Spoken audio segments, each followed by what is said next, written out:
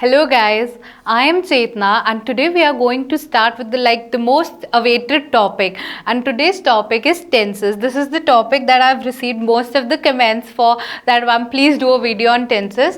So we'll be doing this. Before getting into this, I'm going to tell you something, that there is nothing to be scared of tenses.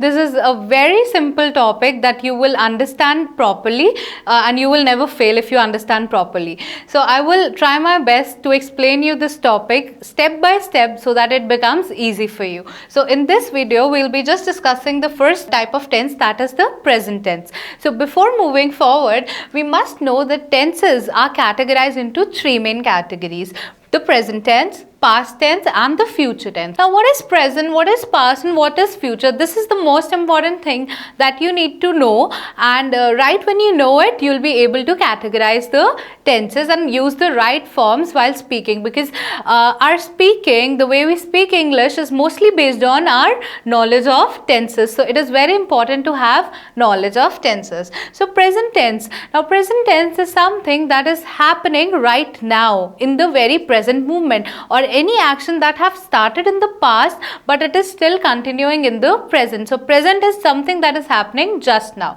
Past mein jo actions ho chuke hain, those are the past actions. Future, the actions are that are going to come, jo abhi hone wale hain near future mein. Okay, we'll be deeply discussing all of them topic by topic. Today we are going to just talk about the present tense. Okay, now as you guys know that when we talk about these present tense, past tense and future tense, they all have subcategories. There are 4 subcategories under all of them. So in all we'll be having 12. So starting with the present tense, we'll be first of all talking about the simple present tense. Now guys, just be very careful about one thing, that we are not going to cram anything. We are just going to learn very easily. I'll give you just maths mein formulas hota hai, I'll give you some formulas for these tenses, and that's how we are going to roll. So just understand that when we talk about simple present tense, how and when it is used. Simple present tense is always used when you're stating facts or your habits or your routine work. For example, if I ask you, what time do you wake up? You will say that, ma'am, I wake up at 7 a.m. So that's your habit, that's your same routine. So you will use the present tense. Now, many children get confused, ma'am, which form of the verb are we going to use and when we are going to use. So the simple answer to that question is, just remember, when we are talking about the simple present tense, just you need to know is the formula is the first form of the verb. This is what you're going to use. So yeah, it's the first form of the verb, or it is also called the basic form or the root form. Like we know verbs, verb is any action word. So the first form is always used in the simple present tense. Simple present tense is used to state facts and habits, as I have told you. So for example, if I say the sun sets in the west or the sun rises in the east, these are the facts that I'm stating. Honesty is the best policy, like this. So whenever I'm stating habits or facts or anything that is just that indicates your regular routine work, we are going to use this tense. So that is the first form of the verb. Let us read the examples.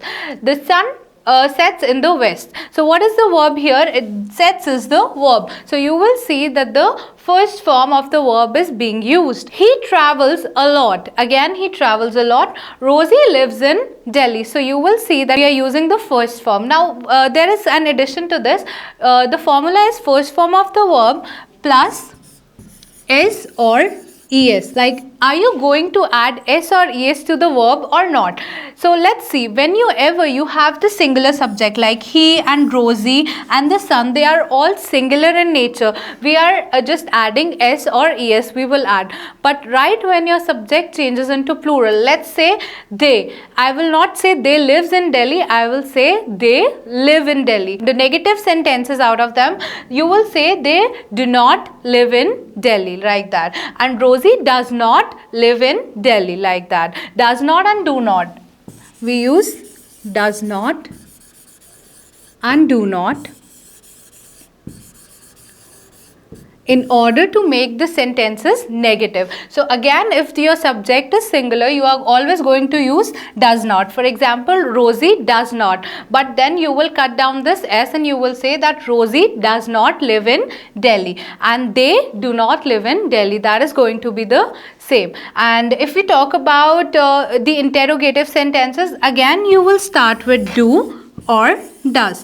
Now if somebody has to question, again Rosie lives in Delhi, if I ask you to convert into interrogative sentence, like make a question out of it, then you will say does Rosie live in Delhi and a question mark. So it is very clear that with the singular subject you are going to use does and with the plural one you are going to use do. So I hope that this is clear to you. Now we'll be moving on to our next type of tense, that is present continuous tense. Now you will ask, ma'am, what is the difference between simple present tense and present continuous tense? Now present continuous tense has a word continue. Continue is something that is just continuing. Abhi tak wo cheez khatam nahi hui hai. The action is still continuing. The present continuous tense is used to describe an action that is happening right now. It's happening right now. For example, I am teaching, happening right now, or an action that is going to take place near future. Like I am going to the market, it is going to take place in the near future, like it is not taking place now but in the near future. So like I've told you that we'll be doing some formulas. So formula for present continuous tense will be is, am, are plus ing form of verb. Now you will see that here it is a slash. Now why is it a slash? That we are going to use one of these. Either we'll use is or am or are, but we are definitely going to add the ing form of the verb, like with the root form. So we are going to see कि हम is किसके साथ लगाएंगे, am किसके साथ लगाएंगे and are किसके साथ लगाएंगे. So is always used with the singular subjects. If I say is always used with she or he or any other subject that is singular in nature.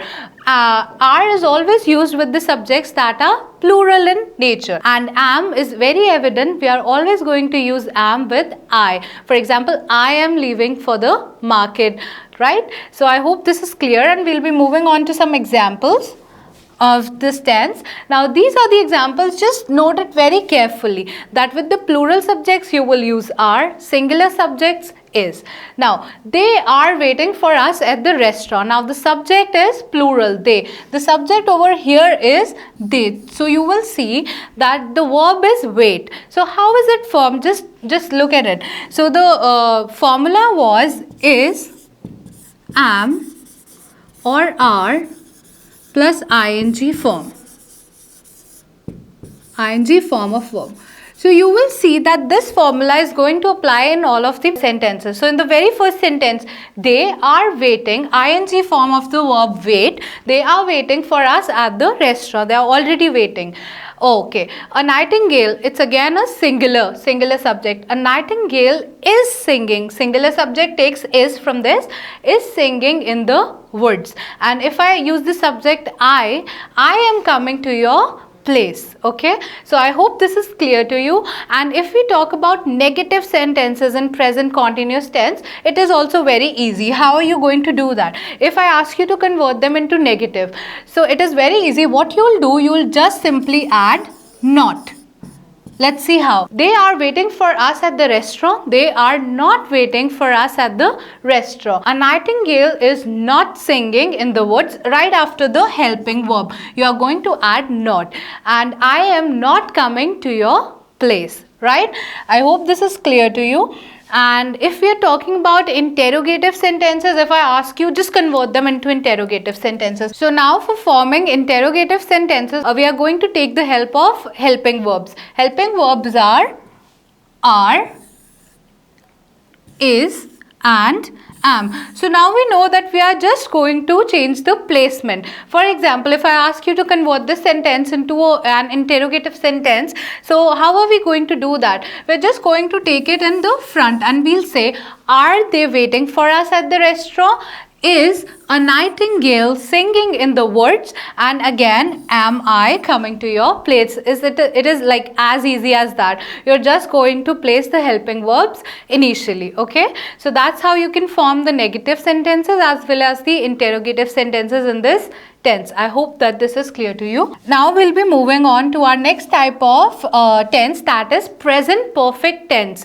Now present perfect tense, when are we going to use it? Present perfect tense is used to indicate an action that has been completed just now. It talks about an action that you've just completed. We have just completed learning present continuous tense, like that. Okay, action that started some time ago and is still continuing till that time. I've just completed. Okay, so now the formula for the same is, what is the formula? You just need to remember the formula. So the formula is has slash have, means has or have plus the third form of the verb. That means you're going to use the third form of the verb. You're just going to play with has or have accordingly. So has you will use with the singular subjects, have you will use with the plural subjects. So let us see the examples now. Ram has finished correcting his homework. So now you see the main verb over here is finished. So the third form of finish is finished. Now you have to select from has or have. So Ram, since it is a singular subject, you are going to select has. We use has. So Ram has finished correcting his homework. Now we have, again we will see that we is a plural subject. With the plural subjects we are going to use have. We have known this family for many years. So known, the third form.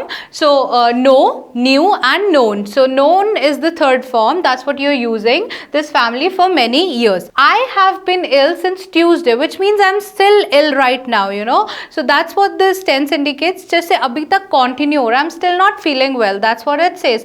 I have. So now you must be thinking that I is singular, but ma'am, why are we using have with I? So whenever we talk about English grammar, we use this as a plural subject and we use plural verbs with it. Like I have, we never say I has, we always say I have. Okay, so that is the way. Now if we talk about negative sentences, formation of negative sentences in present perfect tense is again very easy. You're just going to add not. For example, Ram has not finished correcting his homework. We have not known this family for many years, and I have not been ill since Tuesday. That's how you will make the negative sentences. Now let's talk about interrogative sentences. Again, it is very easy. What are you going to do? You are going to take help of these helping verbs. The helping verbs are has and have and again have. So what in the interrogative sentences we are supposed to do? We're supposed to do like bring them in the beginning. For example, has Ram finished correcting his homework? Have we known this family for years, for many years?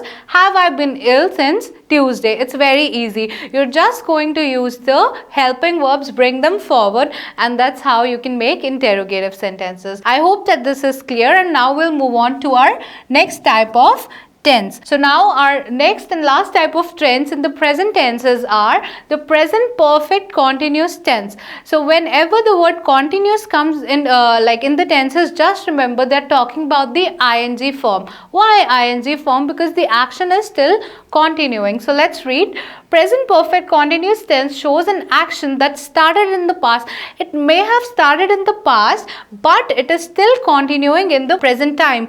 We have been learning tenses. I can say that I have started teaching you tenses like minutes ago. It is already in the past, but it is still continuing. So anything that has started in the past but still continuing in the present, that's where we use this tense. So the formula is very simple. Just like present perfect tense, you have to choose between has or have, and the form will be ing form. There is one addition, and that addition is of been, B-double-E-N. So this is the formula. If you want to note it down, just pause it and note it down. Has, have plus been plus ing form of the verb.